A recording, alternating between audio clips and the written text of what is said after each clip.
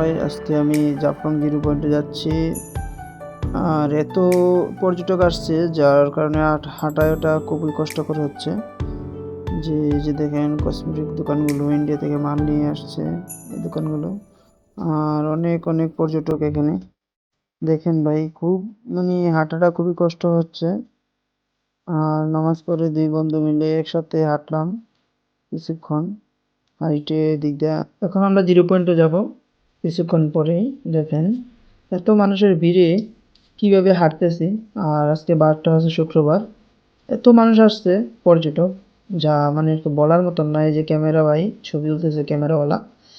আর পর্যটকেরা তো পানি পায়া মানে আর কি পুরাই এনজয় করতেছে, এটা তো বলার মতো না। তো জাফলংয়ে আসবেন, জাফলংয়ের সিনারি অনেক সুন্দর, পর্যটক আইসা অনেক শান্তি পায় এই জায়গায়। তো আপনারা সবাই আসবেন আমাদের এলাকায়, এসে দেখবেন আপনারা। এই যে দেখেন ক্যামেরাম্যান আছে, এখান থেকে আপনারা কম দামে ছবিগুলো তুলতে পারবেন। আর আপনার সব দিকে সুযোগ সুবিধা পাবেন ইনশাল্লাহ।